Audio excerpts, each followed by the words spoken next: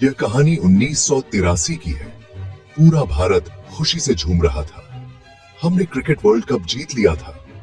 यह एक अविश्वसनीय जीत थी। इसी खुशी के माहौल में एक बच्ची का जन्म हुआ। उसका नाम था आयशा कपूर। आयशा बड़ी हुई यह कहानी सुनते सुनते। जिस दिन वह पैदा हुई थी उस दिन भारत ने इतिहास रचा था। लोग कहते थे कि वह लकी है। आयशा को किस्मत के बारे में नहीं पता था, पर उसे क्रिकेट का जुनून था। यह उसके खून में था। साल उड़ते चले गए। आयशा ने स्कूल और कॉलेज में खूब नाम कमाया। उसे एक अच्छी नौकरी मिल गई। जिंदगी अच्छी चल रही थी, पर कहीं ना कहीं वह अपनी चमक खोती जा रही थी।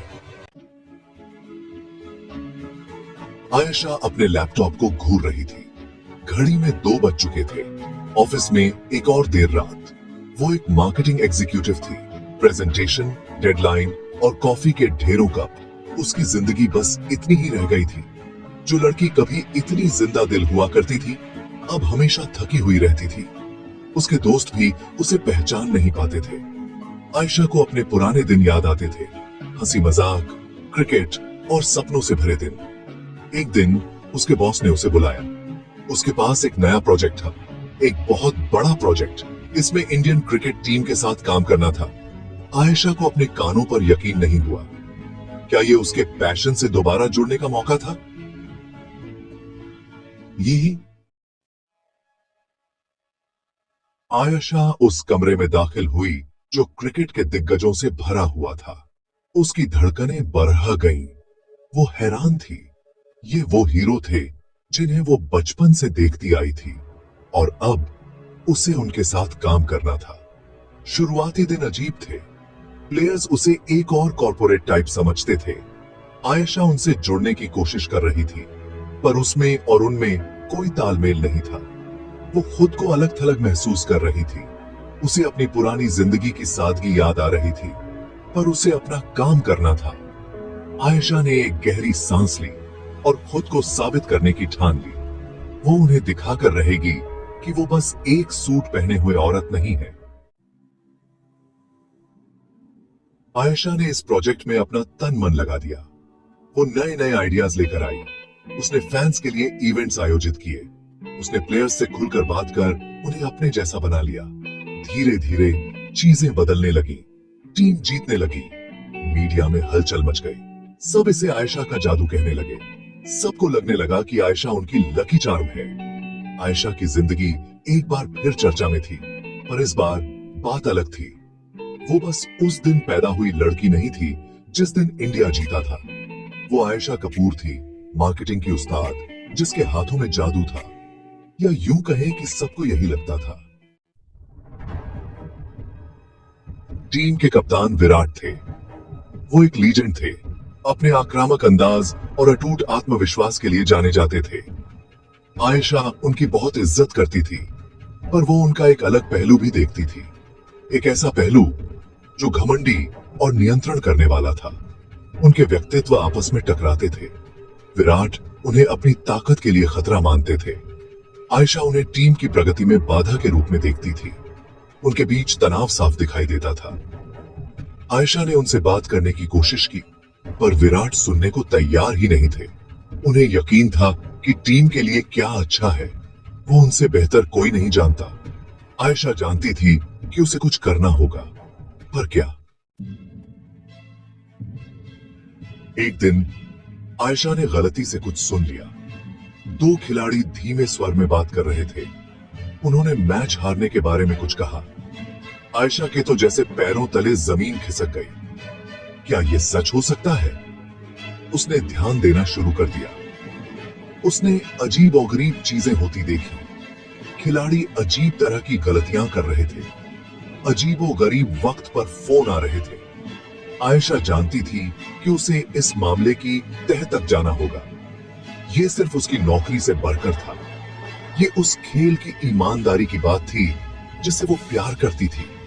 आयशा जानती थी कि वो मुसीबत में पड़ गई है, पर जो उसने सुना था उसे वो नजरअंदाज नहीं कर सकती थी। उसे कुछ करना ही था। 7वां भाग, बंटा हुआ शहर।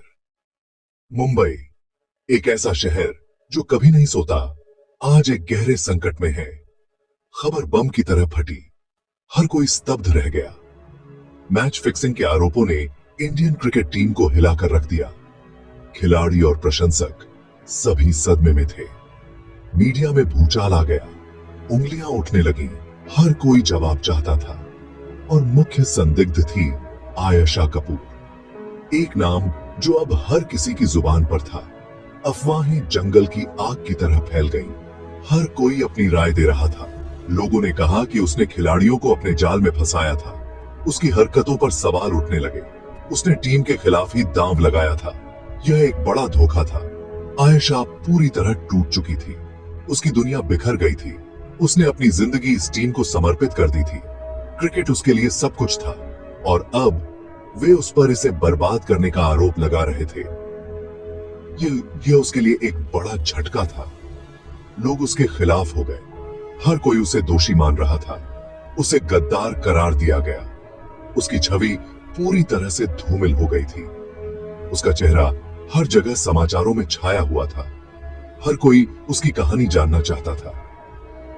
आयशा खुद को अकेला और खोया हुआ महसूस कर रही थी। उसे समझ नहीं आ रहा था कि वह क्या करे। उसे अपना नाम साफ करना था, पर कैसे? यह सवाल उसके मन में गूंज रहा था। क्या वह इस संकट से उबर पाएगी? 8वां भाग, मुक्ति। यह कहानी है एक कप्तान की, जिसने अपनी टीम की ईमानदारी पर हमेशा गर्व किया था। विराट आग बबूला हो गए थे। उनकी आंखों में गुस्सा साफ झलक रहा था।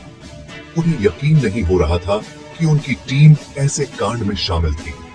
यह उनके लिए एक बड़ा झटका था। उन्हें हमेशा अपनी टीम की ईमानदारी पर गर्व रहा था। उन्होंने कई बार अपनी टीम के साथ जीत का जश्न मनाया था। तभी उन्हें आयशा की चेतनियां याद आईं। आयशा ने पहले ही कुछ अजीब हरकतों की ओर इशारा किया था। वो अजीब हरकतें जिनकी तरफ उसने इशारा किया था, अब साफ दिखने लगी थी। आयशा की बातें अब सच साबित हो रही थी। उन्होंने खिलाड़ियों से सवाल किए। विराट ने अपनी टीम से सच्चाई जानने की कोशिश की। पहले तो उन्होंने सब कुछ नकार दिया। किसी ने भी अपनी गलती मानने से इनकार कर दिया। पर विराट उन्हें अच्छी तरह जानते थे। वो उनके कप्तान थे। विराट ने अपनी टीम के हर सदस्य को बारीकी से देखा। वो उनकी आंखों में झांककर सच जानते थे। विराट की नजरें किसी भी झूठ को पकड़ सकती थी। आखिरकार उन्होंने अपना जुर्म कबूल कर लिया। खिलाड़ियों ने अपनी गलती मान ली। उन्हें मैच हारने के लिए ब्लैकमेल किया गया था। यह एक गहरी साजिश थी। विराट का दिल टूट गया था। उन्हें अपनी टीम से ऐसी उम्मीद नहीं थी, पर वो जानते थे कि उन्हें क्या करना है। विराट ने ठान लिया था कि वो इस साजिश का पर्दाफाश करेंगे।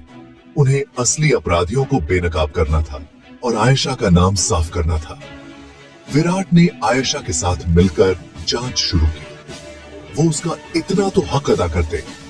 विराट और आयशा ने मिलकर सच्चाई की खोज में जुट गए। 9वां भाग, एक नई सुबह। मंच सज चुका था। वर्ल्ड कप फाइनल, भारत बनाम ऑस्ट्रेलिया। माहौल में तनाव था। पूरा देश अपनी सांसें थामे हुए था। पर इस बार बात कुछ अलग थी। इस बार वे सिर्फ ट्रॉफी के लिए नहीं खेल रहे थे, वे अपनी मुक्ति के लिए खेल रहे थे। मैच भावनाओं का रोलर कोस्टर था। भारत की शुरुआत डांवाडोल रही, लेकिन उन्होंने धैर्य और दृढ़ संकल्प के साथ वापसी की। विराट ने आगे बढ़कर नेतृत्व किया और शानदार शतक बनाया। में भारत विजयी हुआ। भीड़ खुशी से झूम उठी।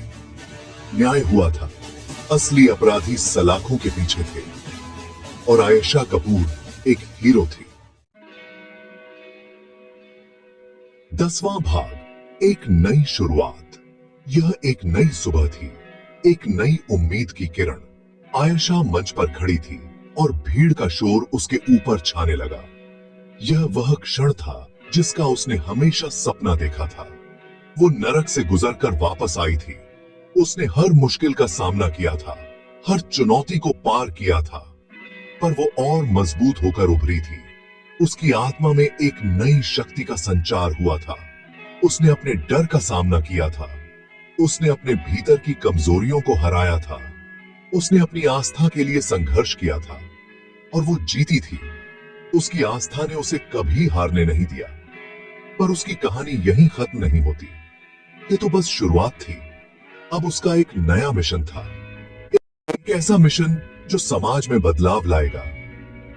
वो खेलों में भ्रष्टाचार के खिलाफ आवाज उठाने के लिए अपने मंच का इस्तेमाल करेगी। उसकी आवाज अब और भी बुलंद होगी। वो उन एथलीटों का समर्थन करने के लिए एक संस्था बनाएगी जो संघर्ष कर रहे हैं। वो एक बदलाव लाएगी। उसकी संस्था उन लोगों के लिए एक आशा की किरण बनेगी। आयशा कपूर अब सिर्फ उस दिन पैदा हुई लड़की नहीं थी जिस दिन भारत जीता था। वो अब एक प्रेरणा थी, एक आदर्श थी।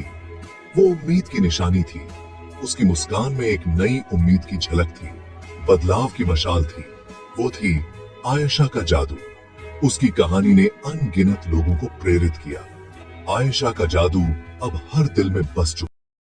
अगर आपको यह कहानी पसंद आई हो तो कृपया लाइक करें, अपनी राय कमेंट में साझा करें और ऐसी और कहानियों के लिए सब्सक्राइब